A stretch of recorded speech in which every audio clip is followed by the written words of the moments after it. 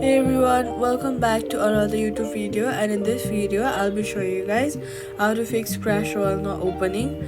If Clash Royale won't open or close instantly, this is usually a temporary app or a device issue. First, go ahead and swipe up from the bottom of your screen, find Clash Royale app and then swipe it away, then reopen it. If that does not work, restart your phone. This clears background processes that may be blocking the game. Next, head over to your app store, search for Clash Royale and then check for an update. An outdated version can stop the game from launching. Then, make sure your device has enough storage.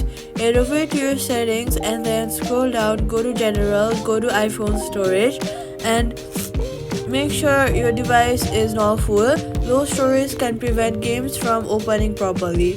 If the problem continues, long press on the Clash Royale app and then click remove app, then delete the app, then reinstall it. Clash Royale, as long as your account is linked to Supercell ID, your progress will be safe.